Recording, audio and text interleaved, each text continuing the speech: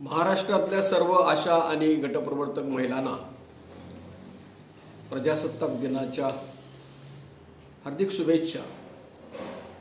प्रजासत्ताक दिन जो साजरा केला जातो त्या तारखेपासून डॉक्टर बाबासाहेब आंबेडकर यांनी घडवलेली जी घटना आहे त्या घटनेची अंमलबजावणी सुरू झाली आणि इतकी वर्षे झाल्यानंतर सुद्धा 70 वर्षे होऊन गेली तरी या घटनेतली जी मुख्य कलमं आहेत त्याची अंमलबजावणी अजिबात होत नाही। विशेषतः स्त्रियांना समान हक्क देणे, त्यांची प्रतिष्ठा राखणे, त्यांना समान वेतन देणे या ज्या बाबी आहेत, मानवी अधिकार देणे, याच्याबद्दल भारत सरकारला पूर्णपणे अपयश आलेलं आहे आणि त्याचाच एक भाग म्हणून आपण पाहत आहोत की हे जे सत्ताधारी आहेत त्या सत्ताधारी राज्यकर्त्यांना आरोग्यविषयक काम करणाऱ्या महिलांच्या बद्दल अजिबात सहानुभूती नाही। त्यांची धोरणात्मक निर्णय घेण्याची प्रक्रिया ही कामगार विरोधी तर आहेच पण महिलांच्या विरोधी आहे। कारण जी प्रचंड वाढलेली जी महागाई आहे या वाढलेल्या महागाईच्या काळामध्ये किमान महिन्याला 26,000 रुपये किमान वेतन देणं ही सरकारची जबाबदारी आहे आणि ही वाढलेली महागाई विचारात घेऊन त्यांच्या जो कामाचा मोबदला आहे तो 26,000 रुपयाची मागणी केलेली आहे। हे 26,000 रुपये देणे या सरकारला शक्य आहे। आज जे महाराष्ट्राचं बजेट आहे वार्षिक बजेट त्याच्यामध्ये फक्त 4.5% आरोग्यविषयक खर्च केला जातो। हे बजेट दुप्पट निदान करायला पाहिजे महाराष्ट्रामध्ये आणि जर बजेट दुप्पट जर झालं तर मग 26,000 रुपये देणे मग अंगणवाडी, आशा कर्मचारी, कंत्राटी कर्मचारी सगळे अर्थात कंत्राटी कर्मचारी जे आहेत ते त्यांच्या कामाच्या पद्धतीनुसार आणखीन त्याची वाढ होऊ शकते तर हे देणं शक्य आहे परंतु या राज्यकर्त्यांची तशी इच्छा नाही आणि असं असल्यामुळे सर्वात प्रथम आशा आणि गटप्रवर्तकांनी महाराष्ट्रामध्ये संपाला सुरुवात केली। त्या संपाची 2 कारणं होती, एक तर मानधन वाढ होती आणि दुसरं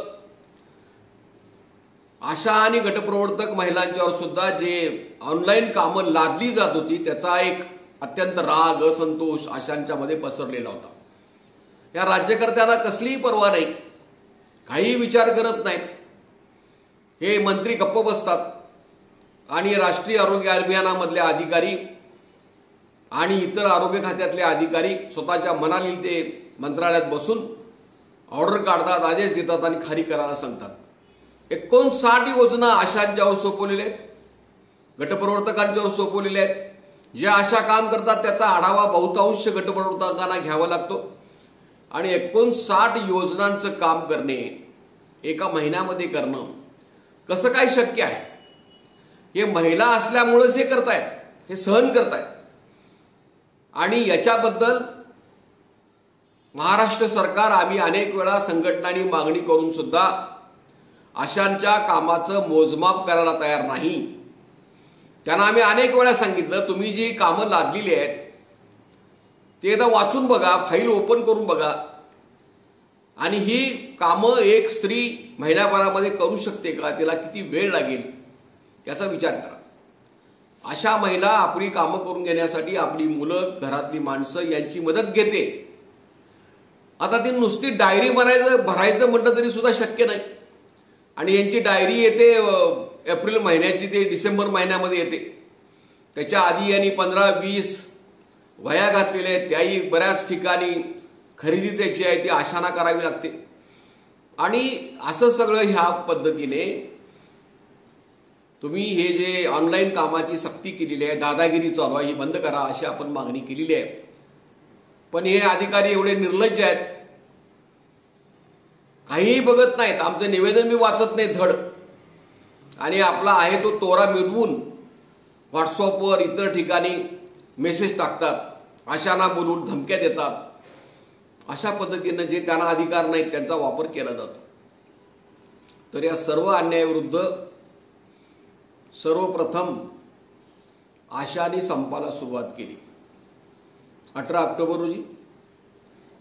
तो संप सुरू झाल्यानंतर 1 नोव्हेंबर रोजी या महाराष्ट्राचे जे आरोग्यमंत्री आहेत त्यांनी चर्चा केली आणि काही मागण्या मान्य केल्या। हे आज सुद्धा सांगायची काय गरज आहे, तर आशा आणि गटप्रवर्तक यांनी आतापर्यंत काय झालेला त्याचा नीट आढावा घेतला पाहिजे, कुठली गोष्ट विसरता कामा नये आणि त्याच्यामुळे या बाबतीमध्ये आपण आढावा घेतला पाहिजे।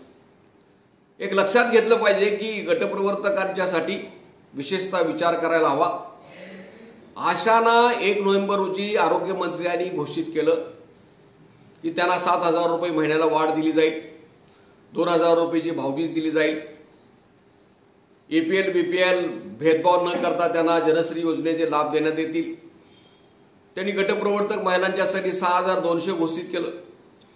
त्यांनी गटप्रवर्तकांना कंत्राटी कर्मचाऱ्यांचे सर्व हक्क आहेत, लाभ आहेत ते देण्यास नकार दिला आणि हे केल्यामुळे तो संप मिटला नाही। खरं म्हणजे महाराष्ट्रातल्या गटप्रवर्तक महिलांनी हे समजून घ्यायला पाहिजे। जर आशांच्या मागण्या मान्य झालेल्या होत्या तर मग आशा संप मागे घेऊ शकल्या असत्या, पण त्यांनी गटप्रवर्तकांच्यासाठी संप मागे घेतला नाही आणि तो परत पुढे 8 दिवस चालवला आणि गटप्रवर्तकांना पाठिंबा देण्यासाठी चालवला। ज्यावेळेस गटप्रवर्तकांच्या बद्दल हे तत्व स्वीकारलं गेलं की त्यांना 10,000 रुपये दरमहा मानधन देण्यात येईल आणि त्यांना कंत्राटी कर्मचाऱ्यांचे लाभ देण्यात येतील, हा निर्णय झाल्यानंतरच संप मागे घेतला। हे आपण विसरता कामा नये आणि ते झाल्यानंतर 4 डिसेंबर पासून अंगणवाडीच्या कर्मचाऱ्यांनी संपाला सुरुवात केली। तटकरे मॅडमनी त्या कृती समितीला असं सांगितलं की ज्या दिवशी आशांच्या मानधनवाढीचा GR निघेल त्यानंतर लगेच आम्ही अंगणवाडी महिलांच्या मानधनाचा निर्णय करू। आता सरकारने टाकलेला एक डाव होता, कपटी नीती होती, हे ओळखायला हवं होतं आणि त्याच्यातून एक बाब समोर आली की जर आशा आणि गटप्रवर्तकांच्या बद्दल मंत्र्यांनी आश्वासन दिल्यानंतर त्याचे मिनिट्स आहेत, ते झाल्यानंतर त्याचा शासकीय निर्णय घेण्यासाठी, धोरणात्मक निर्णय घेण्यासाठी तो विषय मंत्रिमंडळात जाऊन त्याची मान्यता संमती त्यांनी घोषित करायला हवी होती, आदेश काढायला पाहिजे होता। परंतु याची वाट न बघता खरं म्हणजे हे जर असं झालं असतं तर अंगणवाडीचा संप आणखीन 100% चांगल्या पद्धतीने यशस्वी झाला असता, पण ही वाट बघितली गेली नाही आणि त्याच्यामुळे सरकारनं हा जो एक डाव टाकलेला होता त्याच्यामध्ये आपण सगळेच अडकलो आणि त्यांनी असं मग ठरवलं की जर अंगणवाडी संप करतायत तर आशांच्या बाबतीमध्ये घेतलेल्या निर्णयाची अंमलबजावणी करायची नाही, यांचं खच्चीकरण करायचं, त्यांना समाधान मिळू द्यायचं नाही, यांच्या पोटाला चिमटा काढायचा आणि ही जी आहे सरकारची सगळी नीती आहे ती पुढे आली। काय आहे महाराष्ट्राच्या सरकारवर काय म्हणून विश्वास ठेवायचा? सगळ्या जगामध्ये या महाराष्ट्र सरकारची नाचक्की झालेली आहे, खोकं सरकार आहे, खोकं घेऊन बनलेलं सरकार आहे, काय यांना तत्वाचं देणं घेणं आहे। तरी आम्ही म्हटलो की यांनी जी शपथ घेतलेली आहे दिलेल्या वचनाला तर हे जागतील। मध्ये मध्ये तर हे आरोग्यमंत्री म्हणाले की त्यांना आठवतच नाही काय झाले, तर असं असल्यामुळे की तोही संप सुरू झाला आणि मग असं लक्षात आलं की गटप्रवर्तकांना जो त्याने निर्णय दिलेला आहे त्याची अंमलबजावणी ते करत नसल्यामुळे 12 तारखेपासून परत अशा महिलांना आज संप करावा लागतो आहे। खरं म्हणजे इथं आपण विचार करायला पाहिजे की ज्या वेळेस पहिल्यांदा संप सुरू होणार होता त्याच वेळेला व्हॉट्सअपवर काही गटप्रवर्तकांनी लिहायला सुरुवात केली की जोपर्यंत आमचं समायोजन होणार नाही तोपर्यंत संप मागे घ्यायचा नाही। संप चालू करायच्या आधीच कॉमेंट्स करायला चालू केलं त्यांनी। संप चालू करायच्या आधीच त्यांनी सांगितलं की समायोजन झाल्याशिवाय संप मागे घ्यायचा नाही। त्याच्यानंतर आता जो संप सुरू आहे त्याचं तुम्ही आत्मपरीक्षण करा आणि आत्मपरीक्षण केल्यानंतर असं लक्षात येईल की मोठ्या प्रमाणामध्ये गटप्रवर्तक महिला आज कामावर आहेत, त्यांना या बाकीच्या गटप्रवर्तकांनी अडवण्याची गरज आहे. का नाही त्यांचं प्रबोधन ते करू शकले? आणि उलट ही जी परिस्थिती आहे त्या परिस्थितीला ते नीट उत्तर देत नाहीत, लॉजिकली उत्तर देत नाहीत. साधी गोष्ट आहे, साध्या शेतमजूरमध्ये काम करणाऱ्या कामगार ज्या वेळेला संप करतात त्यांना सुद्धा माहीत असतं की संपातला पगार मिळत नसतो. आत्ता सुद्धा अंगणवाडीचा जो संप मिटला त्यांनी संप काळातला पगार देण्यास असमर्थता दाखवली. त्यांना कुठलीही मानधनवाढ महाराष्ट्र सरकारने दिलेली नाही. जो सुप्रीम कोर्टाचा निर्णय आहे त्याची अंमलबजावणी करतो म्हणणं म्हणजे काही मागणी मान्य झाली का? झक मारत या सरकारला सुप्रीम कोर्टाने दिलेल्या आदेशाची अंमलबजावणी केलीच पाहिजे. पेन्शन बद्दलचा ठराव पुढे नेतो असं म्हटलेलं आहे. आणि अंगणवाडी महिलांना जर मानधनवाढ द्यायची असेल तर आशांच्या प्रश्नाचा GR निघाल्यानंतर विचार करू असं सांगितलेलं आहे. तर हा जो सर्व गुंता तयार झाला याचा क्रम असा आहे की पहिल्यांदा आवाज उठवला, पहिल्यांदा असंतोषाविरोधी संप पुकारला, पहिला तडाखा दिला तो आशा आणि गटप्रवर्तकांनी या सरकारला दिला. ते बघून सगळे कंत्राटी कर्मचारी खडबडून जागे झाले. त्यांनी 30 तारखेला आणि 31 तारखेला आझाद मैदानमध्ये प्रचंड निदर्शनं केली. त्यानंतरही प्रश्न सुटला नाही, GR हातात मिळाला नाही म्हटल्यानंतर त्यांनी कामबंद आंदोलन केलं. ते कामबंद आंदोलन सुद्धा नंतर त्यांनी मागं घेतलं, तरी त्यांनाही लेखी अजून दिलेलं नाही. तर या सर्व परिस्थितीमध्ये खरं म्हणजे आत्ता ही सर्व स्थिती ओळखून आत्ता जो सुरू असलेला संप आहे तो गटप्रवर्तकांनी सगळ्या संपामध्ये उतरणं आवश्यक होतं. काही गटप्रवर्तकांची भाषा अशी होती की समायोजन पूर्ण झाल्याशिवाय संपच मागं घ्यायचा नाही आणि आता संपावर नाही त्यांचं काय करायचं आणि समायोजनाचा अर्थ काय? अर्थ तरी तुम्ही काढून घ्या. समायोजनाचा अर्थ आहे की कंत्राटी कर्मचारी म्हणून जे तुम्ही काम करीत आहात ते तुम्हाला सरकारी कर्मचारी म्हणून तुम्हाला तुमची नेमणूक करणे याची एक प्रक्रिया आहे. मुळात ज्या प्रक्रियेमध्ये तुम्हाला डावललेलं आहे हे आम्ही सांगत आहोत. हे आता गेल्या 4 वर्षापासून आयटक कामगार संघटना सांगत होती की गटप्रवर्तकांना डावललं गेलेलं आहे, त्यांना कंत्राटी पद्धतीमध्ये धरलेलं नाही, हे चुकीचं आहे. त्याच्यासाठी 3 डिसेंबर रोजी 3 नोव्हेंबर 2023 रोजी आरोग्य भवन सेंट जॉर्ज हॉस्पिटलच्या 8व्या मजल्यावर निदर्शनं केली.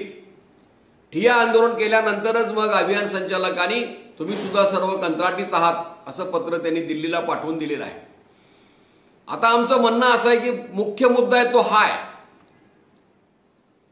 संघटना म्हणून हा मुद्दा आहे की आता जे तो विषयही मंत्रिमंडळासमोर आहे. मंत्रिमंडळाची विषयपत्रिका घोषित झालेली आहे. त्या विषयपत्रिकेमध्ये विषय आहे की आशा आणि गटप्रवर्तकांना मानधनवाढ देण्याचा आहे, कंत्राटी कर्मचाऱ्यांना 30% जागा भरण्याचा आहे, त्याला मान्यता देण्याचा विषय आहे. आणि असं असून सुद्धा काही वावड्या उठवतात. फाईल गेली, कुठे गेली, परत गेली. अरे कोण सांगितलं तुम्हाला फाईल कुठे गेली आणि परत गेली? काय संबंध आहे? एकदा विषयपत्रिकेवर विषय आल्यानंतर त्या विषयाबद्दल सरकारला निर्णय करावा लागेल. पण काय झालं, गेल्या आठवड्यामध्ये त्या मंत्रिमंडळाची मिटिंगच झाली नाही. आणि या आठवड्यामध्ये काय झालं, या आठवड्यामध्ये ज्या दिवशी मिटिंग होते त्या दिवशीही झाली नाही. दरम्यान मराठा समाजाचं आंदोलन, जरांगे पाटलांचं जे आंदोलन आहे, अख्ख्या मंत्रिमंडळाची मिटिंग त्यांचं आंदोलन कसं थोपवायचं याच्यावर झाली. आणि आता वर्तमानपत्रामध्ये बातम्या आल्या आहेत की पुढच्या आठवड्यामध्ये जी मिटिंग होईल ती अयोध्यामध्ये मिटिंग होणार आहे. अयोध्याला साक्षी ठेवून हे जे सगळं सुरू आहे याच्यामुळे हे निर्णय थांबलेला आहे. कुणामुळे ठरलेला निर्णय थांबलेला आहे हेही बघितलं जात नाही. आणि ऐन मोक्याच्या वेळेला, ज्या वेळेला तुम्ही एकजूट दाखवायला पाहिजे, धीर धरायला पाहिजे, क्या खाना तो दम खाना, आणि अशा वेळेला मात्र काही गटप्रवर्तक सरळ सरळ कामावर जात आहेत, काही आशांचं ते खच्चीकरण करतायत, त्यांच्यावरही जबरदस्ती करण्याचा प्रयत्न करतायत. तर त्याच्याबद्दल काही न बोलता तिसरीच काही चर्चा जे केली जाते ते बरोबर नाही, योग्य नाही. चांगल्या पद्धतीने आपल्याला लढवायला पाहिजे. आणि जे असंही म्हणतो आम्ही की जे संपावर नाही त्यांना आपण त्यांचं मतपरिवर्तन करून आपल्याला त्यांना ठिकाणावर आणलं पाहिजे. त्यासाठी मी सांगितलं की तुम्ही क्रम बघा, उतावीळ होऊ नका, समजून घ्या. आता स्थिती अशी आहे की जो आपला संप सुरू आहे त्याच्यामध्ये मंत्रिमंडळामध्ये तो विषय गेलेला आहे. मंत्र्यांनी अधिकृतरित्या अजून मागणी मान्य केलेली आहे, नाही मागणी मान्य केलेली आहे हे काहीही कळवलेलं नाही. काय मागणी मान्य करणार आहेत हे सुद्धा माहीत नाही. आणि अशा वेळेला जो संप सुरू आहे तो संप असाच कंटिन्यू ठेवणे. आता धोका असा आहे की जर संप जर मागे घेतला तर जे विषय त्यांनी मान्य केलेले आहेत त्याच्याबद्दलचा सुद्धा एक संशय तयार होईल, एक मर्यादा तयार होतील. आणि हे लक्षात घेऊन मुख्य गोष्ट जी आहे ती करायची आहे त्यांना, ती त्यांनी स्वतः संघटित होऊन ज्या काही गटप्रवर्तक संपावर नाही त्यांना संपावर आणण्याचा प्रयत्न केला पाहिजे. आणि या संपाच्या पलीकडे विषय गेलेला आहे. समायोजनाची रणधुमाळी आता सुरू होणार आहे. हे जर काही विधानसभेमध्ये मंत्रिमंडळामध्ये जर कंत्राटीकरण 30% भरण्याचा निर्णय झाला तर या 30% मध्ये ज्या गटप्रवर्तक महिलांची 10 वर्षे पूर्ण झालेली आहेत अशांची कामाची धरून त्यांची ते नावं पाठवणार आहेत का नाही, त्यांनी सरळ समायोजन त्यांचं करणार आहेत का नाही, ही लढाई सुरू होणार आहे. ही अत्यंत महत्त्वाची लढाई आहे. ती कदाचित न्यायालय असेल, न्यायालयाच्या बाहेर असेल, ती लढाई करायला लागणार आहे. आणि अशा वेळेला काही गटप्रवर्तक संशय व्यक्त करतात, विपरीत मतं मांडतात, विषय सोडून मतं मांडतात. लक्षात घ्या की गेल्या वर्षी 40 गावांमधल्या डाटा ऑपरेटर्सनी निकाल घेतला. ते बी कंत्राटीच आहेत. आणि त्या डाटा ऑपरेटर्सचा निकाल असा घेतला, एकूण 6 रिट पिटिशन चालू होते. मुंबई हायकोर्टने जून 2022 मध्ये निकाल दिला की ज्यांची 10 वर्षे पूर्ण झालेली आहे त्यांच्याबद्दल महाराष्ट्र सरकारने राष्ट्रीय आरोग्य अभियानामधल्या सगळ्यांच्याबद्दल निर्णय करावा. आणि तसा निर्णय झाला. त्यांनी 30% वर्षाला भरायचा निर्णय केलेला आहे. आणि त्यामध्ये गटप्रवर्तकांचा समावेश असलाच पाहिजे.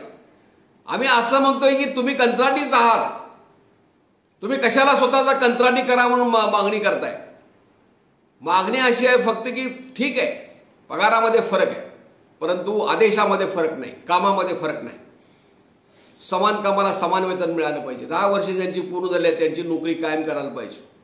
10 वर्षाच्या आतली जे आहे त्यांच्यासाठी तुम्ही एक वेतन श्रेणी ठरवून दिली पाहिजे, जसं इतर 5-6 राज्यांच्या मध्ये भारतामध्ये ठरवून दिलेलं आहे तसं ते त्याच्याबद्दल होत.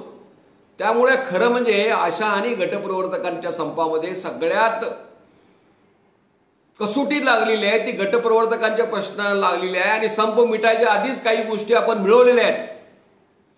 धीरज कुमार हा राष्ट्रीय आरोग्य अभियानाचा अभियान संचालक, त्यांनी पत्र दिलेलं आहे. त्या पत्राची कॉपी आपल्याकडे आहे, इंग्रजीमध्ये आहे. त्यांनी दिल्लीला कळवून टाकलेलं आहे की हे सुद्धा कंत्राटीच आहेत. हा पहिला विजय. दुसरं असं आहे की आता आम्ही 700 पेक्षा जास्त गटप्रवर्तक महिलांची ज्यांची 10 वर्षे पूर्ण झालेली आहेत त्यांची नावे सार्वजनिक आरोग्य विभागाला आणि राष्ट्रीय आरोग्य अभियानाला कळवलेली आहेत. तिचं नाव, गाव, पत्ता, क्वालिफिकेशन सगळं गुगल फॉर्म भरून घेतलेलं आहे. त्यांना आम्ही दिलेलं आहे. कशाच्याही लोभाची, सभासद वर्गणीची सुद्धा पर्वा न करता एक स्वतंत्र त्याच्यासाठी स्टाफ नेमून ही सगळी माहिती आम्ही गोळा केलेली आहे आणि पाठवून दिलेली आहे. याच्यावर कोणाचा विश्वास नसला तर त्यांनी माहिती अधिकाराखाली विचारावं त्यांना आमच्या आलेले आहेत का नाही अर्ज. आमच्याकडे पुची आहेत, आम्हाला ईमेल केल्यास आम्ही यादी जी पाठवलेली आहे. आम्ही यादी व्हॉट्सअपवर टाकत नाही कारण आम्हाला माहित आहे की ज्यांनी नावं दिले त्यांच्या मागेच काही लोक लागणार आहेत की का नाव दिला म्हणून. वेळ आल्यानंतर त्यांची सगळ्यांची नावं आम्ही जाहीर करणार आहोत. तर हे अत्यंत गंभीर आहे. हे काय कुणावर टीका करावं म्हणून मी आज भाष्य करत नाही. आपल्याला मिळवून घ्यायचं. आम्हाला कोणी आशा असेल, कोणीही गटप्रवर्तक असेल, कुणावरही राग नाही. काही पद्धत जी आहे चर्चेची ती आपण अंमलात आणली पाहिजे. 72,000 आशा आणि जवळजवळ 4,000 गटप्रवर्तक आणि बीसीएम. तुम्ही बीसीएम नाही समजावून सांगा. बीसीएम, गटप्रवर्तक आणि आशा ह्या आशा योजनेचा भाग आहे. त्यांचं सगळं पगार, बजेट हे ते सगळं जे धरून सगळे एकत्रितरित्या केलं जात। माहिती अधिकाराखाली मी प्रश्न विचारला, आरोग्य भवनमध्ये मी माहितीसाठी गेलो होतो कागदपत्र तपासण्यासाठी। त्यांनी सांगितले की 5,675 हे राष्ट्रीय आरोग्य अभियानाचं या वर्षाचं बजेट आहे, त्याच्यातले फक्त 1300 कोटी रुपये खर्च झालेले आहेत। 5,675 कोटीमध्ये फक्त 1300 कोटी खर्च झाले, ते ऑक्टोबर महिन्यापर्यंत, आणि त्याच्यातले त्यांनी फक्त 350 कोटी हे आशा, गटप्रवर्तक आणि BCM यांच्यासाठी खर्च केले। अरे प्राथमिक आरोग्य केंद्रच हे 3 घटकावर चाललेलं आहे, 50% पेक्षा जास्त भार या उचलतात, आणि यांना नगण्य त्या बजेटमध्ये तरतूद त्याच्यामध्ये केलेली आहे। आत्ताच्या बजेटमध्ये कमीच आहे, आम्ही म्हणतोय बजेट डबल करा। तर हे धोरणात्मक मुद्दे आहेत, कायमस्वरूपी संघर्ष करण्याचे मुद्दे आहेत। सरकारचं धोरण हे कामगारांच्या विरुद्ध आहे, आरोग्य सेवा देणाऱ्या तुमच्या सर्व महिलांच्या विरुद्ध सुद्धा आहे। खरं म्हणजे तुम्हाला सरकार विरोधी राग यायला पाहिजे, चीड यायला पाहिजे, संताप यायला पाहिजे। त्याच्याऐवजी तो राग कोणीकडे दुसरीकडेच काढायचा नसताना आम्ही आतापर्यंत संघटनांनी जी घेतलेली संयुक्त कृती समितीच्या वतीने भूमिका आहे, निर्णय आहेत, आमचं चॅलेंज आहे, आमची चर्चा करण्याची तयारी की काय चुकलं ते सांगावं, आणि असं या गोष्टीचा विचार न करता हे आपलं संघटन कमजोर होण्याचं हे लक्षण आहे। जरूर टीका केली पाहिजे। आम्ही आयटक कामगार संघटना म्हणून मानतो, कामगारांचा बहुमताचा निर्णय शेवटी घेतला जाईल, मग संप असेल, इतर मागण्या असतील, परंतु एखाद्या युनियनचे जे सभासद असतात त्या सभासदांच्या बहुमताचा निर्णय सर्वांना ऐकावा लागतो।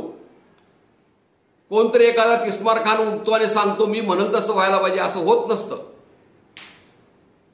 कामगारांची मानसिकता काय आहे, त्यांचं मनोगत काय आहे, हे संघटनेने समजून घ्यावं लागतं। आणि आम्ही असं म्हणतो की संघटना म्हणजे पुढारी नव्हेत, संघटना इंग्रजी शब्द आहे ट्रेड युनियन। ट्रेड युनियन म्हणजे कामगार संघटना, कामगारच त्यात नसतील आणि पुढारी असतील तर त्याला ट्रेड युनियन म्हणत नाही। तर हे सगळं जे आहे ते आपण विचारात घेतलं पाहिजे, अत्यंत गंभीरपणे आपण हे करतोय। आणि दुसऱ्या बाजूला लक्षात घ्या, हे असलं सरकार आहे स्वतःच्या शब्दाची अंमलबजावणी न करणारं, कधी शब्द फिरवतील याचा पत्ता नाही, काय कसं वागतील याचा पत्ता नाही, कुणाशी काय बोलतील याचा पत्ता नाही, ना या सरकारवर कुठल्या आमदाराचं आणि खासदाराचं वजन आहे। अरे आणि आशा आणि गटप्रवर्तकांनी महाराष्ट्रातल्या शेकडो खासदारांना आणि आमदारांना पत्र दिलेले आहेत ना। काही आमदारांनी त्यांना लेखी प्रश्न विचारले, सत्ताधाऱ्यांच्या आमदारांनी प्रश्न विचारले, काही नाही। काही जिल्ह्यांच्या मध्ये आज रोज आंदोलन सुरू आहेत आशा आणि गटप्रवर्तकांची, काही जिल्ह्यांमध्ये संप केलेला आहे आणि अधूनमधून मोर्चे काढले जातात। आम्ही त्यांना सांगितलं की आणखीन हे जे जोपर्यंत संप सुरू आहे तोपर्यंत आपल्याला ही भूमिका घ्यायला पाहिजे। आणि खरं म्हणजे एवढे सुद्धा लोक पुरेसे आहेत, 76,000 महिला या महाराष्ट्रातल्या खऱ्या अर्थाने तर त्यांनी चळवळीतल्या नेमक्या मार्गांचा अवलंब केला तर हे सरकार हादरून जातं। आणि पहिल्यांदा ते हादरलेलंच होतं, त्याच्यामुळे तर त्यांनी मागण्या मान्य केल्या आणि आपण संप मागे घेतलेला आहे। तर हे सर्व विचारात घेऊन आपल्याला किमान त्यांचं उत्तर मिळालं पाहिजे, GR निघाला पाहिजे, आदेश निघाले पाहिजेत, आणि तोपर्यंत आपल्याला संप हा चालवायला पाहिजे अशी स्थिती आहे। आणि असं सर्व असल्यामुळे याच्याबद्दलचं सुद्धा जे मनोगत आहे, कृती समितीचा जो निर्णय असेल तो काय कृती समितीच्या पुढाऱ्यांच्या मनात येतो म्हणून निर्णय घेतला जात नाही। प्रत्येक संघटना आपापल्या आशा गटप्रवर्तक यांच्याबरोबर विचारविनिमय करून त्यांचा कल काय याचा विचार केला जातो आणि त्याचा विचार करूनच निर्णय घेतला जातो। आणि आज एक जबरदस्त फटका देणारी कुठली गोष्ट असेल तर अंगणवाडीनं जो संप मागे घेतलेला आहे, मानधनवाढीची मागणी करून सुद्धा मानधनवाढीबद्दल कसलीही चर्चा, आश्वासन त्यांना देण्यात आलेलं नाही। आणि आपण म्हणतोय अरे सरकार मंत्र्यानो, तुम्ही जे मान्य केले, शब्द दिलाय, नीड्स केलेले आहेत त्याचा निर्णय करा। तर हे सर्व असल्यामुळे आपण जो प्रचार करतोय, पद्धतीनं करतोय, तो आपण वाढवला पाहिजे. आज सुदैवाने हे पूर्वीच्या काळामध्ये नव्हतं. कामगारांच्यापर्यंत पोहोचणं हे खूप अवघड होतं. आज 72,000 असे आहेत, 4,000 गटप्रवर्तक आहेत, त्यांच्यापर्यंत कसे जाणार? तर आता हे जे काही यूट्यूब माध्यम आहे, या माध्यमामुळे सर्वांशी संपर्क साधणं शक्य झालेलं आहे, व्हॉट्सअपद्वारे शक्य झालेलं आहे. त्यामुळं मी आता जे बोललेलं आहे त्याचा आपण अजिबात गैरसमज करून घेऊ नका. आम्ही जे संघटना चालवतोय ते फक्त तुमच्या हितासाठी चालवतोय. आमच्या इच्छेचा आशेचा काही संबंध त्याच्यामध्ये नाही. तुमचं हित हेच आमचं उद्दिष्ट आहे. आणि त्याच्यामुळे की या सर्व प्रसार माध्यमांचा वापर करा. मी मागच्या वेळेलाही सांगितलं होतं की 72,000 आशा आहेत. मग हे 72,000 आशा जर मोबाईल वापरत असतील तर त्यांना यूट्यूब चॅनल सबस्क्राईब करायला त्यांचं काय नुकसान होतं? त्याला काय पैसे लागत नाही. आणि मला एकट्याला सबस्क्राईब करू नका. जे कोणी तुमच्या प्रश्नाबद्दल मांडणी करतात त्या सर्वांना करा. तुम्ही अंगणवाडीचं एखादं यूट्यूब चॅनल महिला भगिनींचं बघा. एक एक महिला आहे, साधी महिला आहे, तिच्यासाठी 25,000 3,000 सबस्क्रायबर आहेत, 30,000 40,000 व्ह्यूज आहेत. आणि ह्या ज्या सगळ्या काही महिला आहेत, शिकलेल्या तर गटप्रवर्तक सगळ्याच आहेत. गटप्रवर्तकांच्यासाठी जरी स्वतंत्र मांडणी केली, विषय मांडला, तरी ते 2,000च्या पलीकडे त्याचे व्ह्यूज जात नाहीत. त्याच्यामध्ये सुद्धा सगळ्या गटप्रवर्तक नसतात. त्यामुळे हे जे माध्यम आहे हे विचार विनिमय करण्याचं माध्यम आहे. तुम्ही फोन करा, व्हॉट्सअपवर टाका किंवा या यूट्यूब चॅनलच्या चॅटमध्ये टाका. त्याच्यातली जी काही प्रश्न उपस्थित केले जातात ते आम्ही उत्तरं देऊ. आता कसं आहे की हे बरोबर आहे, चांगलं आहे, चाललेलं आहे, याला काही उत्तर देण्याचा काही प्रश्न येत नाही. पण काही मांडणीमधले मूलभूत मुद्दे असतील आणि जे तुम्हाला मान्य नाहीत ते तुम्ही मांडा. तुम्ही आमच्यापर्यंत ते पोहोचवा आणि त्यानंतर त्याच्याबद्दल आपण वाट काढू. तर हे असल्यामुळं तुमची एक नैतिक जबाबदारी आहे की तुम्ही हे जे यूट्यूब चॅनल आहे, कॉम्रेड शंकर पुजारी या नावचं आहे, ते तुम्ही किमान सबस्क्राईब करा, फॉरवर्ड करा, लाईक करा. आणि हा जो चळवळीचा विषय आहे, आंदोलनाचा विषय आहे, तो सर्वांच्यापर्यंत नेण्याचा प्रयत्न करा. आणि ही काय मी आज पहिल्यांदाच मांडणी करतो अशातला भाग नाही. याच्यापूर्वी यूट्यूबवर अनेक वेळेला मी मांडणी केलेली आहे. तर हे मी एक या कृती समितीचा घटक आहे. आयटकचं एक राष्ट्रीय पातळीवरचं फेडरेशन आहे. त्या फेडरेशनचा मी उपाध्यक्ष आहे. आयटक महाराष्ट्र राज्याचा सचिव सुद्धा मी आहे, राज्य सचिव. आणि आपल्याबरोबर कामही करतो. तर असं असल्यामुळे की आपण खऱ्या अर्थाने या माध्यमाचा वापर करा. चळवळीचे विचार, तुमच्या मागण्या ह्या जर तुम्ही बरोबर ओळखलात तर ती एक भौतिक ताकद बनेल. आणि त्या भौतिक ताकदीचा वापर करण्याची धमक या सरकारमध्ये नाही. हे तुम्ही ओळखा. आणि शेवटी माणसावर सगळं अवलंबून असतं. आज जरांगे पाटलांचं जे आंदोलन सुरू आहे, सगळं सरकार हादरले. त्यांच्याकडे जाऊन निवेदन देण्याचा प्रश्नच नाही. तेच लोटांगण घालून जरांगे पाटलाकडे येतं 2-2 शिष्टमंडळ घेऊन.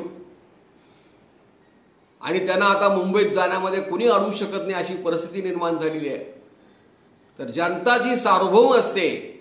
या घटनाचं आशय आहे, डॉक्टर बाबासाहेब आंबेडकरांनी घडवलेल्या घटनाचा आशय काय आहे? तर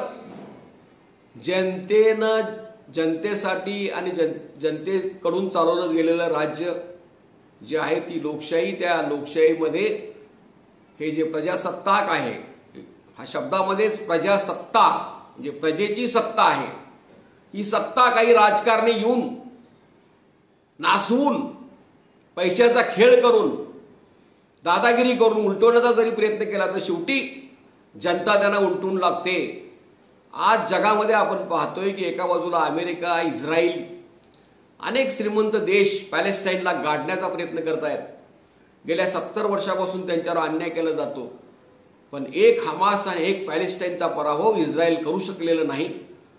त्यांना बाकीच्या काही मुस्लिम राष्ट्रांचा सुद्धा फारसा पाठिंबा आहे अशातलाही भाग नाही. परंतु ते जीवावर उदार होऊन करतायत. त्यांच्या हक्कासाठी करतायत, त्यांना माणूस म्हणून वागायला नकार दिलेला आहे. इस्रायलने गेली 50 वर्षामध्ये 10,000 लोकांना कुठलाही खटला न करता स्वतःच्या जेलमध्ये डांबून ठेवलेलं आहे. गाझापट्टी म्हणजे त्या पॅलेस्टाईनमध्ये एक देशाचा तुरुंग बनवून टाकलेला आहे. असा एक संघर्ष चालू आहे आणि त्या दृष्टीने आपण या आपल्या मागण्यांचा विचार केला पाहिजे, समजावून घेतलं पाहिजे आणि जरूर आम्हाला तुम्ही शिकवा. हे काय माझं काय अंतिम उत्तर नाही. मी म्हणतो ते बरोबर आहे असं माझंही म्हणणं नाही.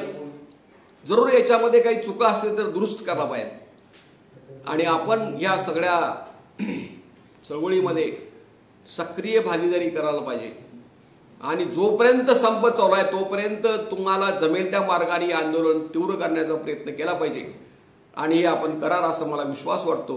एवढं बोलून मी आजचे मुद्दे पूर्ण करीत आहे. धन्यवाद.